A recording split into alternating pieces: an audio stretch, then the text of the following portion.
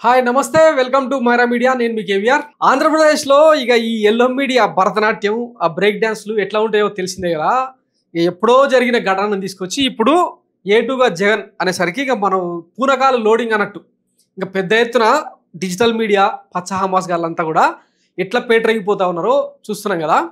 నిన్న అంటే యోగా డే అనేది బాగా అటర్ప్లాఫ్ అయిపోయి సామాన్య ప్రజలు సైతం మరి ఇంత జల్సాలేంది 300 కోట్ల రూపాయలు ఇంత ఘోరంగా తగలేయడం ఏంది అని చెప్పి కూటమి సర్కార్ను పొట్టు తిడుతూ ఉంటే దాని నుంచి ఏం చేయాలో తెలియక ఇప్పుడు ఒక కొత్త ఇష్యూని తీసుకొచ్చి ప్రజల మీద రుద్దే ప్రయత్నం చేస్తూ ఉంది. అసలు ఈ స్టోరీలోకి వెళ్ళే ముందు మొత్తం పిన్ టు పిన్ ఎక్స్ప్లెయిన్ చేసే ప్రయత్నం చేస్తా. ఒకసారి చూడండి.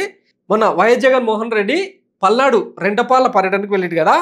తన పార్టీ కార్యకర్త ఒక ఆయన చనిపోతే కాంస్య విగ్రహాన్ని ఆవిష్కరించేందుకు వెళ్తే ఇంకా పోలీసు వాళ్ళు 32 చెక్ పోస్టులు పెట్టి ఎక్కడికక్కడ ఎట్లా నిర్బంధించే ప్రయత్నం చేసారో చూసారు కదా.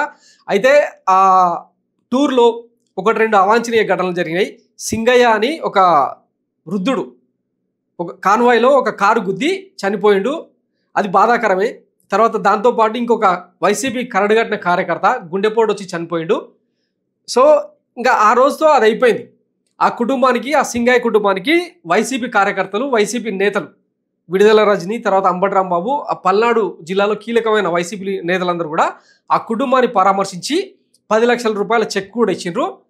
ఆ కేసును ఎంక్వైరీ చేయాలని చెప్పి వైసీపీ నేతలే ఎవరు విడుదల రజని, అంబటి రాంబాబు, ఆ సింగయ్య భార్య లూర్దా మేరీ వీళ్ళందరూ పోయి ఒక పిటిషన్ కూడా ఇచ్చారు.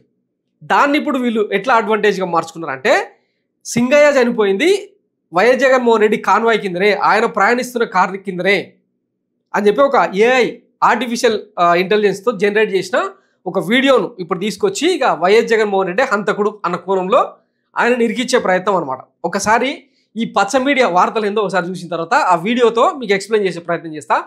సింగయ్య మృతి కేసులో ఏటుగా జగన్, A1గా వాహన డ్రైవర్ రమణారెడ్డి, నిందితులుగా వైవి సుబ్బారెడ్డి, పేర్ని నాని, విడుదల రజని తెలిసి మృతికి కారణమయ్యారని సెక్షన్లు మార్చిన పోలీసులు. ఆ రోజు ఎస్పీ ఆన్ ది స్పాట్ అంటే సింగయ్య మరణానికి సంబంధించి సింగయ్యను హాస్పిటల్కి తీసుకెళ్ళిన వితిన్ మినిట్స్ వ్యవధిలో ఆ పల్నాడు జిల్లా ఎస్పీ ప్రెస్ మీట్ పెట్టి ఒక టాటా సఫారీ కారు గుద్దింది. ఆయనను తర్వాత అంబులెన్స్లో పోలీసు వాళ్ళ దగ్గరుండి హాస్పిటల్కు తీసుకెళ్ళి జాయిన్ చేసిండ్రు. జీజీహెచ్లో ఆయన కొద్దిసేపు చికిత్స కూడా జరిగింది. తర్వాత ఇక తట్టుకోలేక ఆయన చనిపోయిండు అని చెప్పి ఆయననే ప్రెస్ ముందుకు వచ్చి ఎస్పీ అసలు ఈ ఘటనకు జగన్ కాన్వాయ్కి ఏమాత్రం సంబంధం లేదని ఆయన క్లారిటీ ఇచ్చారు.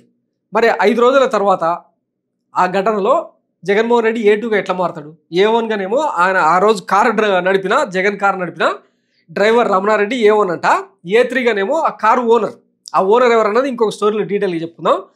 50 వాహనాలతో కాన్వాయ్. 18న మాజీ సీఎం జగన్ తాడేపల్లి నుంచి రెంటపాలలో విగ్రహావిష్కరణకు వెళ్ళడానికి కాన్వాయ్లోని 11 వాహనాలతో పాటు 3 వాహనాలకు అనుమతి ఇచ్చాం. కానీ ఆ నిబంధనలకు విరుద్ధంగా ఆయన తాడేపల్లి నుంచి 50 వాహనాల్లో బయలుదేరారు. నల్లపాడు పోలీస్ స్టేషన్ పరిధిలోని ఏటుకూరు బైపాస్ ఆంజనేయ స్వామి విగ్రహం వద్ద సింగయ్యను జగన్ ప్రయాణిస్తున్న వాహనం ఢీకొని ప్రమాదం జరిగింది. ఈ ప్రమాదంలో గాయపడిన సింగయ్యను రోడ్డు పక్కన పడుకోబెట్టినట్లు సమాచారం రావడంతో 108లో ఆసుపత్రికి తరలించాము. అప్పటికే మృతి చెందినట్లు వైద్యులు నిర్ధారించారు. సింగయ్య భార్య లూర్దు మేరీ ఫిర్యాదు మేరకు 106(1) సెక్షన్ కింద కేసు నమోదు చేశాం. దర్యాప్తులో భాగంగా ఇంకా ఈరోజు ఆ సెక్షన్లను మార్చి జగన్ A2గా, ఆయన డ్రైవర్ రమణారెడ్డిని A1గా, కారు ఓనరు A3గా చేరుస్తున్నట్లు ఇక పలు సెక్షన్ల కింద BNSలోని సెక్షన్ 106(1) తర్వాత తెలిసి మరణానికి కారణమయ్యారని BNSలోని 105(49) సెక్షన్ల కింద కేసులు నమోదు చేశారు అని చెప్పి ఈ పచ్చ మీడియా వార్త కదా. ఇంకో పకోడి పత్రిక మన గెజిట్ పత్రిక. జగన్ కారు కింద నలిగిన మానవత్వం, ఢీకొట్టింది జగన్ కారే, డ్రైవర్ A1గా, జగన్ A2గా కేసు నమోదు. కారులో ఉన్న PA, వైవి, పేర్ని నాని, రజని పైన కేసులు. ఇంకా కారులో ఎంతమంది ఉంటే అంతమంది. వీడియోల ఆధారంగా నిందితుల గుర్తింపు, కారు టైర్ కింద వ్యక్తి పడ్డారని చూసి పట్టించుకొని జగన్, వైసీపీ నేతలు అని చెప్పి. సో ఇంకా ఎట్లా భరతనాట్యం చేస్తూ ఉన్నాయో ఆ హెడ్డింగ్లు చూడండి. జగన్ కారు కింద నలిగిన మానవత్వం. మాట్లాడుకుందాం ఈ మానవత్వం గురించి కూడా. ఒకసారి ఆ ఇన్సిడెంట్ గురించి మీకు డీటెయిల్గా ఎక్స్ప్లెయిన్ చేసే ప్రయత్నం చేస్తా. ఇవి మన పకోడి ఛానల్లో వచ్చిన విజువల్స్ అనమాట. ఇగో ఇక్కడ కారు కింద నలిగిపోతా ఉన్నాడు ఆయన. ఇంక జగన్ ఏమో ఇట్లా అభిమానులకు అభివాదం చేస్తూ, ఒక పిల్లాడేమో కారు మీద ఎక్కి ప్లకార్డులు ప్రదర్శిస్తూ ఉంటాడు. జస్ట్ ఈ 6 సెకండ్ల వీడియోను మాత్రమే హైలైట్ చేస్తూ ఈరోజు ఎంత దుష్ప్రచారం చేస్తున్నారో చూద్దాం, మాట్లాడుకుందాం. కారు కుడివైపు సింగయ్య డీప్ ఫేక్లో ఎల్లో ఎడిటింగ్. ఆ రోజు ఆయన కారు గుద్దేసి వెళ్ళిపోయింది. ఇట్లా రోడ్డు పక్కన పోలీసులు అండ్ స్థానిక వైసీపీ కార్యకర్తలు అందరూ ఆయన పక్కకు తీసుకొచ్చి అక్కడ కూర్చోబెట్టి, ఇక్కడ అంబులెన్స్ కనిపిస్తుంది కదా, దీనిలో తరలించి కొద్దిసేపు ఆయనను కాపాడేందుకు విశ్వ ప్రయత్నం చేసింది.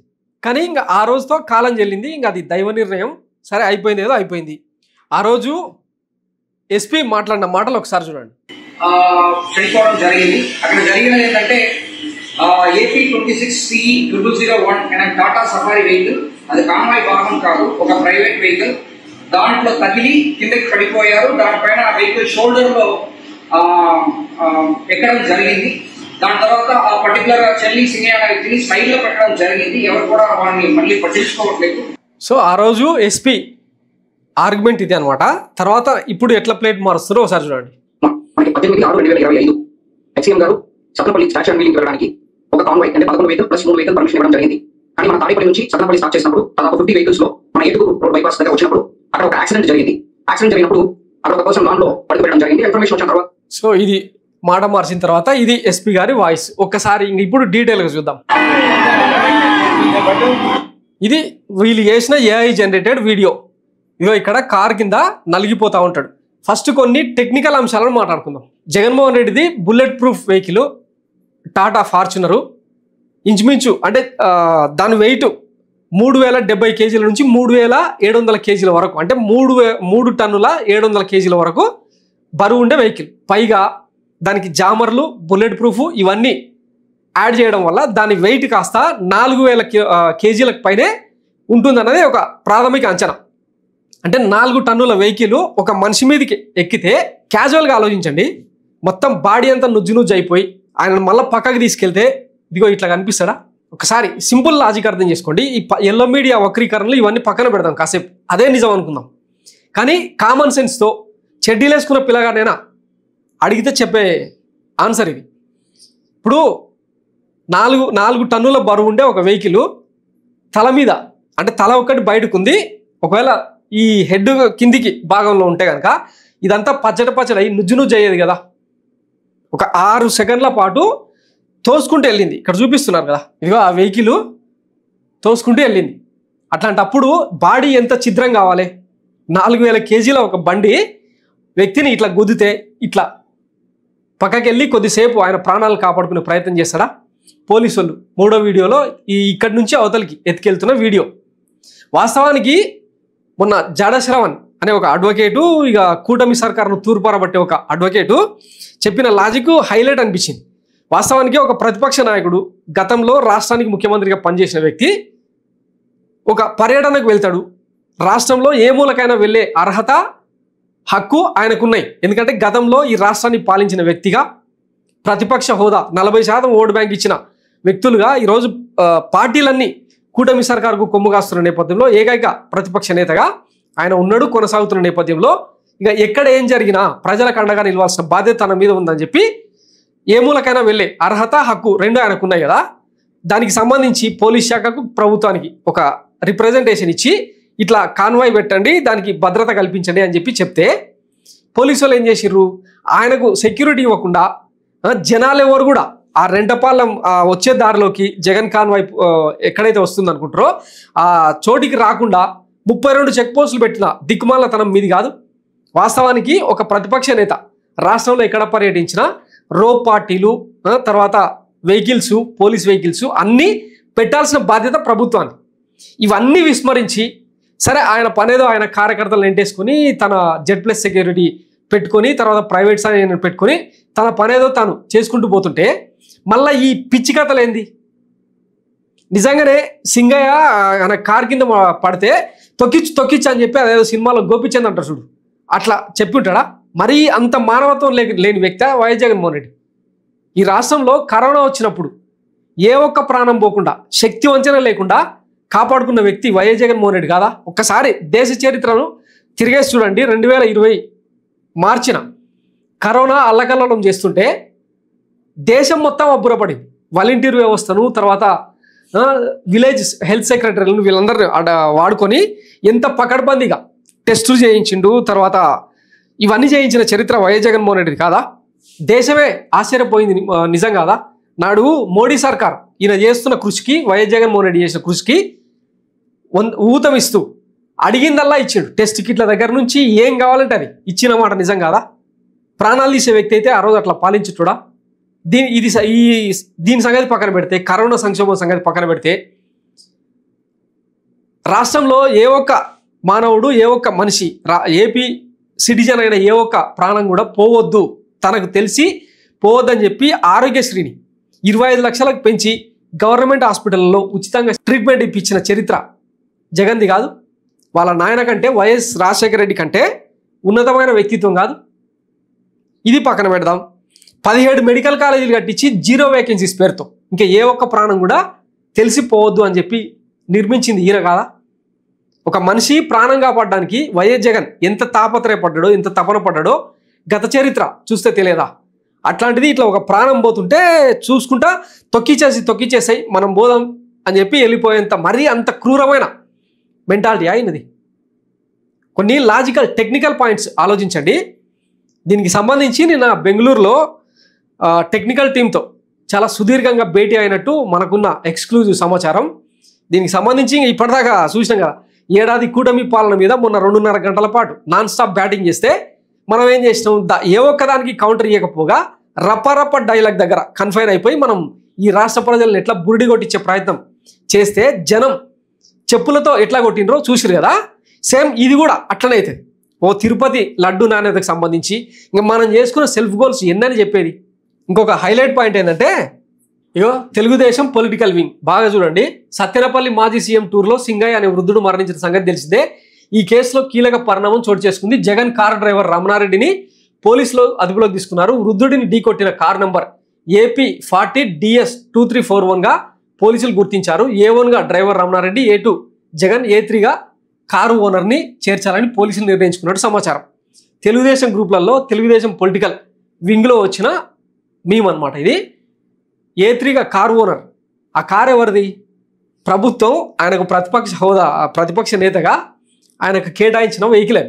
ప్రభుత్వం అంటే ఎవరు?